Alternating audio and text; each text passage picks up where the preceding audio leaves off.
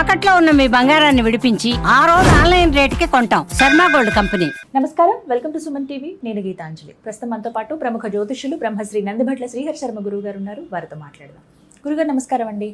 వాగర్థావివ సంపృక్తౌ వాగర్థ ప్రతిపత్తయే జగతః పితరౌ వందే పార్వతీ పరమేశ్వరౌ. ఆదిత్యాయ చ సోమాయ మంగళాయ బుధాయ చ గురుశుక్ర శనిభ్యశ్చ రాహవే కేతవే నమః. శృంగేరి జగద్గురు పీఠాధిపతులకి, కంచి పీఠాధిపతులకి నమస్కారములు తెలియజేసుకుంటూ కార్యక్రమాన్ని ప్రారంభిద్దాం. గురుగారు 2 నెలలు అయిందనుకుంటా మనం మాట్లాడి.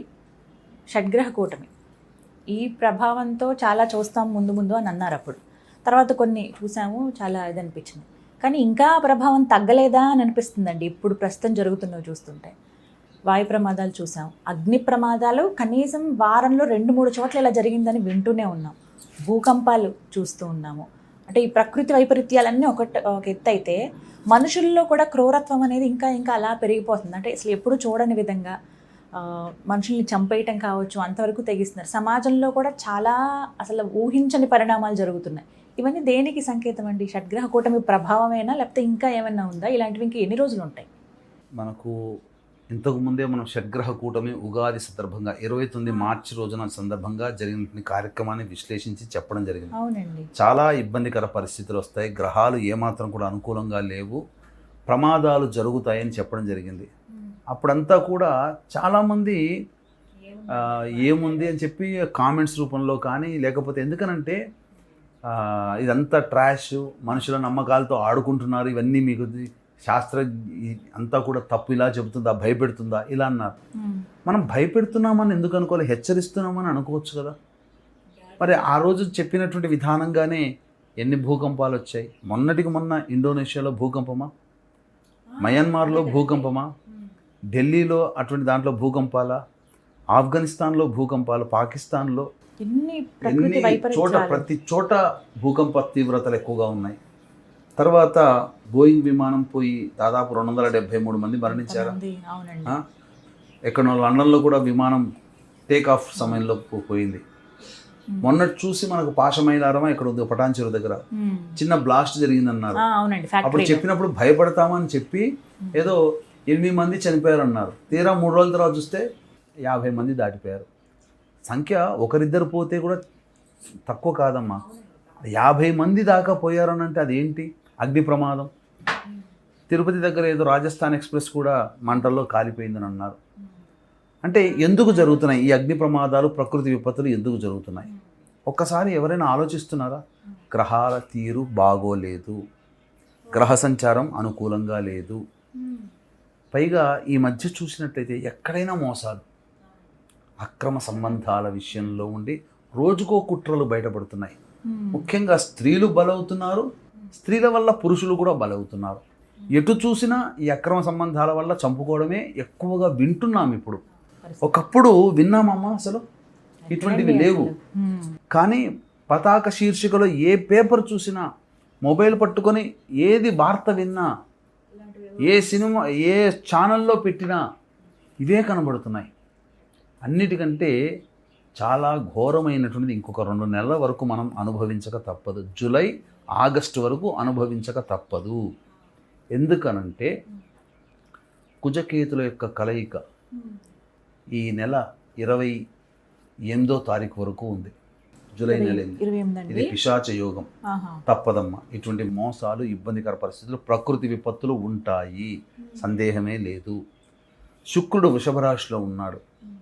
చాలామంది శుక్రుడికి స్వక్షేత్రం కదా అనుకుంటారు, కానీ స్త్రీలే ఎక్కువగా బలైపోతారు. స్త్రీలు బలైపోయిన సందర్భంలో జరిగినటువంటి అక్రమాలు ఇవన్నీ కూడా మీకు కనబడతాయి. కర్ణాటకలో ఏదో దేవాలయంలో కూడా 100 మంది అమ్మాయిల యొక్క శవాలు ఒక స్థలంలో పాతిపెట్టి ఉన్నాయట. అది ఈ మధ్య ఎందుకు బయటపడాలి? శుక్రుడు వృషభ రాశిలో సంచారం చేస్తుండగానే బయటపడ్డాయి. కాబట్టి వీక్షించేటువంటి ప్రేక్షకుల్లో కూడా కూతుర్లు కానీ ఎవరైనా మహిళామణులు ఎవరున్నా జాగ్రత్త ఉండండి. మోసాల పేరిట మిమ్మల్ని నయవంచనకి గురి చేసే అవకాశం ఈ వృషభ రాశిలో శుక్రుడు సంచారం చేస్తున్నంత వరకు, కనుక 27వ తారీఖు జూలై వరకు ఉంటుంది. స్త్రీలు అతి కామంతో వ్యవహరించడం కానీ, తద్వారా ఇబ్బందికర పరిస్థితులు అనేటువంటివి ఉంటాయి. పురుషుడి కామానికి స్త్రీలు బలయ్యేటువంటి సందర్భాలు గోచరం అవుతుంటుంటాయి. ఇలా చాలా ఇబ్బందికర పరిస్థితులమ్మా. ఒకటా రెండా అని చెప్పడానికి లేదు. ప్రకృతి విపత్తులు తప్పవు. ఈ జూలై మాసంలో అలాగే ఉంటుంది, ఆగస్టు మాసంలో అలాగే ఉంటుంది. రాజకీయ పరంగా కూడా అలజడులు వస్తాయి. మరి ఎన్నడూ లేనటువంటి నరేంద్ర మోడీ చర్చ ఇప్పుడే రావడం ఏంటి? రిటైర్మెంట్ అయిపోతున్నాడు, వేరే అంటే రాజకీయంగా అలజడి అన్ని రకాలుగా, ఒకటి రెండని కాదు. ముఖ్యంగా మోసాలు ఎక్కువగా జరుగుతాయి, ఆన్లైన్ మోసాలు ఎక్కువగా జరుగుతాయి. ఆకర్షణీయమైనటువంటి ప్రకటనలకి లోబడి మనుషులు డబ్బు పెట్టడం, తర్వాత ఇవన్నీ జరుగుతాయమ్మా. అది భూ సంబంధంగా కావచ్చు. ఒక పెట్టుబడి పెడితే సంవత్సరంలో డబ్బులు అవుతుందని ఆశ చూపడం వల్ల పెట్టుబడులు పెట్టి నష్టపోతారు. కాబట్టి ఇటువంటి మోసపూరితమైనటువంటి ఆకర్షించుకునే విధానంగా ఉండే పథకాలకి లోను కాకండి. ఇది మాత్రం చెప్పవచ్చమ్మా. కాబట్టి ప్రకృతి విపత్తుల గ్రహ సంచారం అంత అనుకూలంగా లేదమ్మా. కాబట్టి ఈ సంబంధించినటువంటి జూలై మాసం, ఆగస్టు మాసంలో వరకు కూడా ఇలాంటి ప్రమాదాలు చూడక తప్పదమ్మా. ఈ 2 మాసాలు ఆందోళన కార్యక్రమాలు అధికంగా ఉంటాయి. అంటే ఏం చేయాలండి వీటికి? ఏమన్నా యుద్ధ భయాలు ఉంటాయమ్మా. యుద్ధ భయాలు కూడా ఉంటాయి. మీరు గమనించుకుంటే ఇప్పుడు తైవాన్ సంబంధించినటువంటి విధానంలో చైనా, రష్యాలన్నీ ఒక ఎత్తు, అమెరికా ఇంకొక నాటో దళాలు ఒక ఎత్తుగా తయారవుతున్నాయి. ఇప్పుడు మీరు అనేక దేశాలతో యుద్ధ భయాందోళనలు ఉంటాయి. తప్పదమ్మా. ఇంకా 2 నెలలు అండి. ఇంకా 2 నెలల వరకు తప్పదు. ఆగస్టు వరకు తప్పదు. ఆగస్టు ఇంకా చెప్పాలి అని అంటే ఈ భూకంప తీవ్రతలు అనేటువంటివి 13 సెప్టెంబర్ వరకు శని కుజులు పరస్పర వీక్షణ చేసుకుంటున్నారు. ఇది చాలా ప్రమాదకరమైనటువంటి పరిస్థితి. ముఖ్యంగా భారతదేశము ఈ సంబంధించినటువంటి కన్యా రాశి కూడా అని చెప్తారంటే, నవీన శాస్త్రజ్ఞులేమో వృషభ లగ్నం అని చెప్తారు, ప్రాచీన శాస్త్రజ్ఞులేమో ఈ సంబంధించినటువంటి మకరం అని చెప్తారు. కానీ కొంతమంది ప్రకారం కన్యా రాశి కూడా సంబంధించింది, మీనరాశికి సంబంధించినటువంటిది అమెరికా. కాబట్టి ఇక్కడ ఈ అమెరికా మరియు భారతదేశానికి సంబంధించిన ఏదో విపత్తులు అయితే కనబడుతున్నాయమ్మా. ఈ సెప్టెంబర్ వరకు తప్పదు. ఇంకా జూలై, ఆగస్టు ఇంకా పెరిగితే 13 సెప్టెంబర్ వరకు తప్పవమ్మా. 13 జూలై నుంచి మీరు గమనించుకుంటే ఎలాంటి స్థితి ఉంది అని అంటే, శని వక్రీకరించి ఉన్నాడు. 27 జూలై వరకు కుజుడు సింహరాశిలో ఉంటాడు. మీనరాశిలో ఉన్నటువంటి శని వక్రీకరించి కుంభరాశిని కూడా ఆక్యుపై చేస్తాడు. కాబట్టి కుంభరాశికి సింహరాశికి సమసప్తకాలు. కాబట్టి ఈ ఇద్దరికి శని కుజులు కలిస్తే గ్రహయుద్ధం అని అంటారు. అందుకనే మీకు చూస్తే ఇప్పటి నుంచి ప్రారంభమైనటువంటి గ్రహయుద్ధ భయం జూలై 13వ తారీఖు నుంచి గుర్తుపెట్టుకోండి. జూలై 13వ తారీఖు నుంచి ప్రారంభమైనటువంటి గ్రహయుద్ధ వాతావరణ భయము 13 సెప్టెంబర్ వరకు ఉంటుంది. కుజుడు తులారాశిలో మారేంత వరకు తప్పదు ఈ భయాందోళనలు. అప్పుడే సన్నగిల్లుతాయి, అప్పుడే ఉంటాయి. ఏం చేయాలండి? ఏమైనా పరిహారంలాగా ఏమైనా చేయొచ్చా? అందరూ కూడా మన దాకా అంటే ఇప్పుడు చెప్పాలంటే సమాజంలో మోసాలు ఎక్కువైపోయాయి. కాబట్టి వీక్షించే ప్రేక్షకులు కూడా సమాజంలో అన్య కులస్తులు, అన్య మతస్థులకి ప్రభావానికి గురయ్యేది ఎక్కువగా ఆడవాళ్ళే మోసాల పేరిట. కాబట్టి ఈ ప్రేమ అని ప్రేమిస్తున్నాము, ఇష్టపడుతున్నాము అనేటువంటి మాటలకి లోను కాదు. ఎందుకంటే గ్రహాలు అనుకూలంగా లేనప్పుడు మాయనే నమ్ముతారు జనాలు, మంచిని నమ్మరు. కాబట్టి మీ పిల్లల్ని జాగ్రత్త పెట్టుకునే బాధ్యత మీదే. ఈ 2 నెలల్లో చూడండి, ప్రేమ వివాహాలు, కులాంతర మతాంతర వివాహాలకు సంబంధించినటువంటి చర్చలు ఎక్కువగా జరుగుతాయి.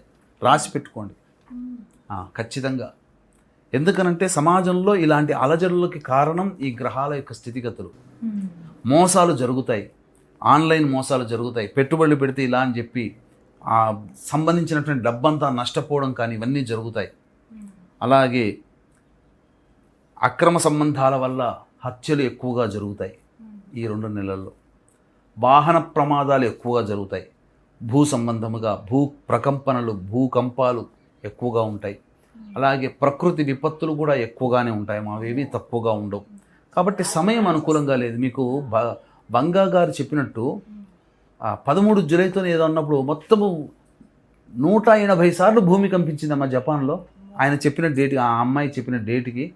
మరి జపాన్లో భూకంప వాతావరణాలు, భూకంపం వస్తే చాలు సునామీ హెచ్చరికలు అనేటువంటిది ఫస్ట్ పెట్టుకుంటున్నారు ఏ దేశంలోనైనా కానీ. కాబట్టి ఇది సమయం మరి అంతకుముందు గత కొన్ని సంవత్సరాల్లో లేవు కదా, ప్రకృతి విపత్తులు ఇంతగా లేవు కదమ్మా. మరి అసలు చెప్పాలంటే విచిత్రం ఏందనంటే ఆ మార్చి నెలల్లో గ్రహణాలు వచ్చాయి. సూర్యగ్రహణం, చంద్రగ్రహణం పాల్గొన మాసంలో ఒకే నెలలో రాకూడదు. మన భారతదేశానికి గ్రహణం కనిపించట్లేదు, మన దానికి ఏం కాదులే అని చెప్పి కొట్టిపారేశారు. అప్పుడే చెప్పడం జరిగింది, ఖచ్చితంగా గ్రహణాలు ఒకే నెలలో 2 వచ్చాయి అని అంటే ఖచ్చితంగా ఏదో ప్రకృతి విపత్తులు అనేటువంటివి ఉంటాయి, దగ్గర పెట్టుకోండి, రాసి పెట్టుకోండి. మన దానికి లేదు అని చెప్పి మాత్రం అనుకోకండి. ఎక్కడ జరిగినా ఆ నియమాలు పాటించండి. అంటే ఏంటి, స్నానం ఆచరించాల్సిన, పట్టు విడుపు నియమాలు ఆచరించాల్సిన అవసరం లేదు, కానీ ఆ దేవతారాధన చేయమని మనం చెప్పడం జరిగింది. అప్పుడు అందరూ కూడా పిచ్చివాడ, మనకేందుకు వస్తుంది, మనకు లేని సంబంధించినటువంటి ఇది ఎందుకు మనకు వస్తుందా, మన భారతదేశానికి ఏం కాదు, అక్కడ అమెరికాలో వాళ్ళకి తగులుతాయి లేని. మరి ఎఫెక్ట్ అయింది మన భారతదేశమే కదా. 270 మంది చనిపోయారు, అసలు మామూలు విషయం అమ్మ. సర్జికల్ స్ట్రైక్స్ జరిగిన ఈ షష్టగృహ కూటమి తర్వాతనే పాకిస్తాన్తో ఆపరేషన్ సింధూర్ అనేటువంటిది అప్పటిదాకా జరగనటువంటిది ఎందుకు జరిగే తీవ్రవాద హెచ్చరికలు. కాబట్టి మళ్ళీ ఇక్కడ మళ్ళీ మర్చిపోయాం ఇంకొక విషయం, తీవ్రవాద సంబంధమైనటువంటి కార్యకలాపాల వల్ల కూడా మళ్ళీ ఏదో యుద్ధ భయ వాతావరణం అన్ని దేశాల్లో పొంచి ఉండబోతుందమ్మా. ఖచ్చితంగా సామూహికంగా మానవ హననాలు, బాంబ్ బ్లాస్ట్, మానవులే పేల్చుకొని బాంబ్ బ్లాస్ట్ చేస్తున్నారు కదా ఈ మధ్య, అట్లా కూడా జరుగుతాయమ్మా. ఏదో మొత్తానికైతే మాత్రం ఈ యొక్క మ్యాక్సిమం 13 సెప్టెంబర్ వరకు తప్పదు. జూలై 13 నుంచి 13 సెప్టెంబర్ 2 నెలల పాటు తప్పదు. చాలా జరుగుతాయి ఇట్లాంటివి, సందేహం లేదు. మళ్ళీ ప్రతిరోజు వినాల్సినటువంటిదే. ఇటువంటి వార్తలు వినక తప్పదమ్మా. మన దాకా రాకుండా ఉండాలి అని అంటే ఏం చేయాలంటారు? కాలాన్ని శాసించేవాడు కాలభైరవుడు. కాబట్టి కాలభైరవ ఆరాధన అనేటువంటిది ఖచ్చితంగా చేసుకోవాల్సిందేనమ్మా, తప్పదు. ప్రతి ఒక్కళ్ళు చేసుకోవాల్సిందే, దేవతానుగ్రహం చేసుకోవాల్సిందే. కాబట్టి ఎక్కడ మీకు దగ్గరలో ఉన్నటువంటి దేవాలయంలో పూజ హోమాది కార్యక్రమాలు ఉంటాయో కార్యక్రమంలో అంతా కూడా పాల్గొనే ప్రయత్నం చేయండి. పెద్ద కష్టమేం కాదు, మన ప్రాణం కంటే ఎక్కువ మనం సంపాదించుకునే డబ్బు కాదు. కాబట్టి అందరికీ కూడా విచిత్రమైన వ్యాధులు కూడా ప్రబలుతాయమ్మా.